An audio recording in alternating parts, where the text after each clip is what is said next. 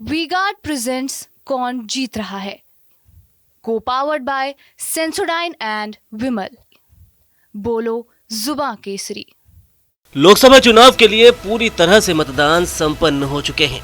अब exit poll ने कई नेताओं के दिल की धड़कन भी बढ़ा दी है और सबसे ज्यादा राजस्थान में अगर किसी नेता का दिल धड़क रहा है तो वो है महेंद्रजीत सिंह मालवीय का, क्योंकि टीवी9 के एग्जिट पोल के मुताबिक राजकुमार रोत की जीत की संभावना जताई गई है, जिसके बाद मालवीय और उनके समर्थकों की टेंशन बढ़ गई है।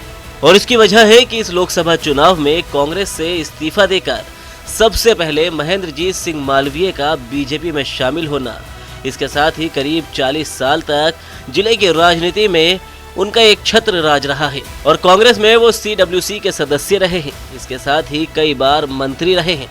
मालवीय की भविष्य की राजनीति इस लोकसभा चुनाव के परिणामों पर अब निर्भर करेगी।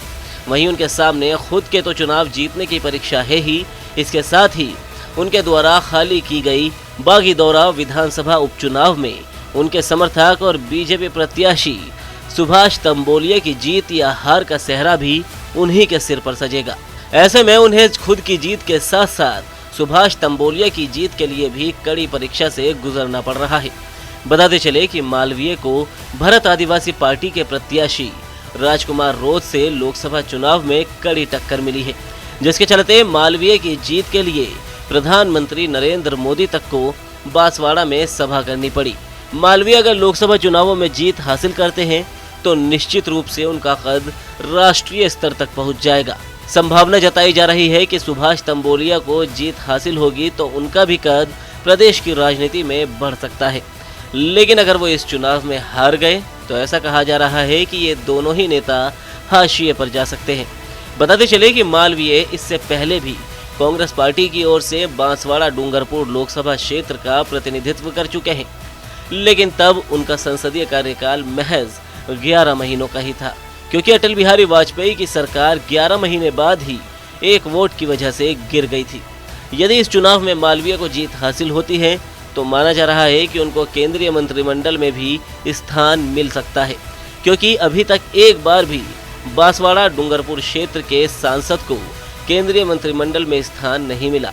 गौरतलब है कि मालवीय ने अपने राजनीतिक जीवन में कभी हार का सामना नहीं किया। ऐसे में अगर इस बार उनकी हार हुई तो ये उनके लिए बड़ा झटका साबित होगा। फिलहाल नतीजे तो घोषित नहीं हुए हैं। असल नतीजे तो 4 जून को ही घोषित होने हैं, जिससे उनके राजनीतिक जीवन की दशा और दिशा दोनों ही तय होगी।